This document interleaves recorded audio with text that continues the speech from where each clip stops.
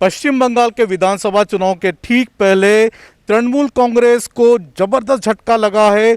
वरिष्ठ नेता राज्यसभा सांसद पूर्व केंद्रीय मंत्री दिनेश त्रिवेदी ने राज्यसभा से तृणमूल कांग्रेस की सदस्यता से इस्तीफा देने से की घोषणा की है। राज्यसभा में कल इस्तीफा देने की घोषणा की। दिनेश जी, क्या आपके मन में चल रहा था, क्यों ऐसी घोषणा करनी पड़ी आपको? देखिए, हमने जो कल राज्यसभा में कहा वही है, उससे ना तो कुछ कम है ना तो कुछ ज़्यादा है। मैंने अपने जो मेरे अंतःकरण की बात थी वही हमने सामने रखी। वरना आप बताइए कि हमारे अभी 5.5 साल बाकी है, ऐसा क्यों करते हैं? ये मंथना चल रही थी मन में कि असमंजस की करे तो करे क्या। एक तरफ इतना वायलेंस हो रहा है बंगाल में, एक तरफ करप्शन हो रहा है। स्वामी विवेकानंद की धरती, रविंद्रनाथ टैगोर की धरती, श्री अरबिंदो, गांधी जी की हम बात करते हैं, मगर उनके यदि बताए हुए रास्ते पे नहीं चलते और कहीं सुनवाई तो हो, कुछ भी नहीं, तो हम यदि एक सार्वजनिक जीवन में हैं और लोग समझते हैं कि भाई दिनेश त्रिवेदी भी बैठे हैं, वो क्यों कुछ नहीं कर रहे हैं, तो मन में कुछ आता है कि या तो हम यहाँ ना बैठे या तो कुछ असरदार हो। तो हमने अपनी तरफ से बहुत कोशिश की, मगर उस कोशिशों में हम सफल नहीं रहे जहाँ तक पार्टी का सवाल है, जो पार्टी हमने खुद बनाई थी।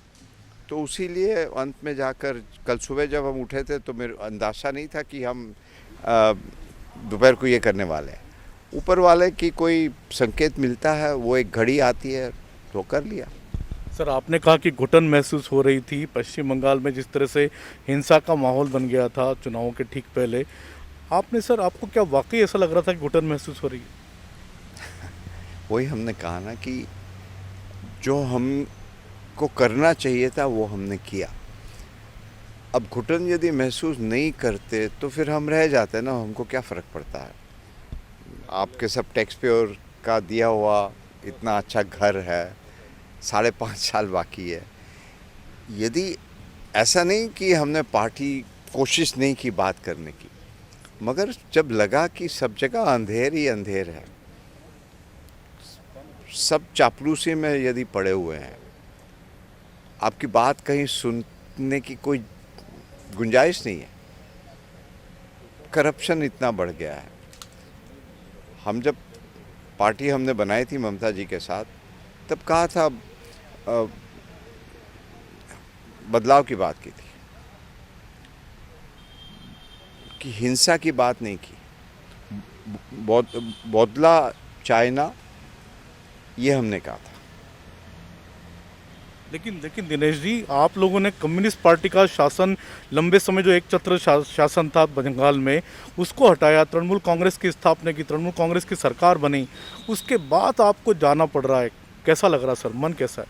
नहीं, मन तो अच्छा थोड़ी लगता है। जिस घर को आपने बनाया उस घर को आप ही ने सींचा, जिस कुएं को, उसको छोड़ के आपको जाना अच्छा लगता है? जो जिस वक्त जब से पार्टी बनी, पार्टी में बनाने वाले हम थे, मुकुल रॉय थे, और उस पार्टी के संघर्ष के समय में जब लोग कहते थे कि आप पागल हो, सीपीएम इतना बड़ा एम्पायर है, उससे कभी नहीं लड़ सकोगे, उस समय जो संघर्ष था ना, वो संघर्ष अच्छा था, उसमें वैल्यूज़ थी।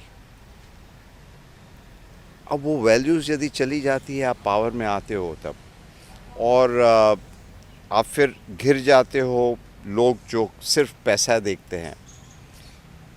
मुझे नहीं लगता है कि देखिए, जो आपको सलाह देते हैं, जो पॉलिटिकल एनालिस्ट हैं, उनका एक अपना दर्जा होता है, मगर ऐसा नहीं कि पार्टी की पार्टी वहीं चले जाए। सो वो सब एडवाइज़र्स की पार्टी हो गई है। ममता बनर्जी अपने आप में सक्षम है, थी, मगर कहीं ना कहीं मुझे लगता है कि उन्होंने भी आउटसोर्स कर दिया। बहुत बार होता है ऐसा कि आपको अपनी क्षमता नहीं मिल, और फिर मेरा कहना यह था कि आपको रोज़ाना झगड़ा करने की क्या ज़रूरत है। देखिए, हमारा ये संघीय ढांचा है ना, वहाँ आपको फेडरल सिस्टम में सेंटर को लेके चलना है। अब फेडरल गवर्नमेंट की जो स्कीम होती है, उस स्कीम का फ़ायदा आम आदमी को मिलता है, आप उसको क्यों नकारते हो? क्योंकि वो पैसा आपका स्टेट का है। जब रेल मंत्रालय से हमने इस्तीफ़ा दिया उस समय भी मेरा यही आर्गुमेंट था कि भाई आपके टंकी में पानी होगा तो ही नलके में आएगा ना, और टंकी में पानी के लिए आपको रिसोर्स चाहिए। तो मतलब क्या है कि अब जब चापलूस लोग आ जाते हैं वो सबसे बड़े दुश्मन होते हैं। हमेशा राजनीति में लोगों की बात सुननी चाहिए। आज लोग हिम्मत नहीं कर रहे हैं बात करने की, तो ये सब मिल मिलाकर मुझे लगा कि हम लोग सही दिशा में नहीं जा रहे। और जैसे मैंने कहा ऐसा नहीं कोशिश, और रोज़ाना कोई भी भाषण दो, अरे आपने प्रधानमंत्री को गाली नहीं दी, आपने अमित शाह को गाली नहीं दी, मतलब हम लोग क्या पार्लियामेंट में गाली गलौज के लिए आए? और ऐसा स्तर हो गया ना बातचीत का, और कुछ भी हो हमेशा डिस्टर्ब करो, हमेशा बंद करो।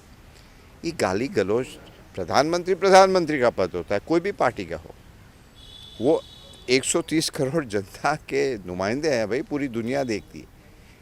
पॉलिसी में आप बिल्कुल जहाँ है वो ओपोजिशन का काम है, मगर चाहे वो कोई भी पार्टी का नेता हो, आजकल ये अजीब व गरीब फैशन हो गया है कि जो भी पार्टी का नेता हो या कोई भी हो, जितनी बड़ी गाली दे वो इतना बड़ा नेता बन जाता है।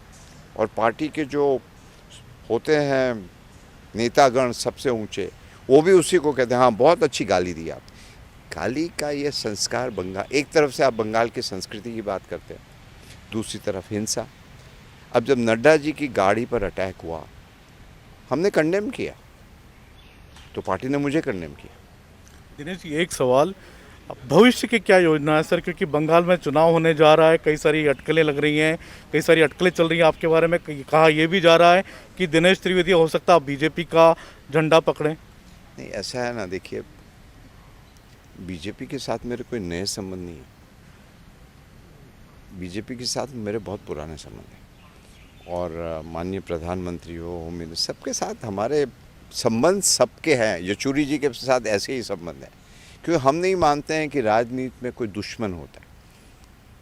तो सबके साथ संबंध अच्छे हैं, मगर इस वक्त तो मुझे मंथना अपने आप में करनी है। कोई सोची समझी कुछ ऐसी चाल नहीं है कि ये करना है वो करना है, मगर हमने अपनी पार्टी को भी खुला रास्ता दे दिया है कि भाई चुनाव के पहले हम कर रहे हैं, ताकि कुछ भी रिज़ल्ट हो आप अपना नुमाइंदा खोज लीजिए। कि कहीं चुनाव के बाद रिज़ल्ट कुछ ऐसे वैसे आ गए और फिर चेंज कहीं यहाँ वहाँ करो तो लोग, मतलब मैंने जो अपने अंतकरण ने कहा उसी की बात सुनी और मैं खुश हूँ। आखिरी सवाल सर, क्या आप बीजेपी ज्वाइन करेंगे? मैंने कहा ना कि अभी तो हम अपने आप को ज्वाइन कर रहे हैं, क्योंकि ये जो बेड़ियाँ बंदी थी ना वो खुल गई, तो अपने आप को महसूस कर रहे हैं। अभी कुछ कोई भागा नहीं जा रहा है, समय है, देखते हैं क्या है। बीजेपी भी एक नेशनल पार्टी है, क्यों नहीं। तो दिनेश त्रिवेदी जिनका कहना है कि उनका दम वाकई घुट रहा था, क्योंकि तृणमूल कांग्रेस में अपनी बात कहने का न तो कोई बात सुनने वाला था वहाँ पर, न उनकी बात की कोई सुनवाई हो रही थी। कहा यही जा रहा था कि गालियां बको प्रधानमंत्री को, अमित शाह को। कैमरामैन प्रमोद दास के साथ संजय शर्मा, इंडिया न्यूज़ दिल्ली।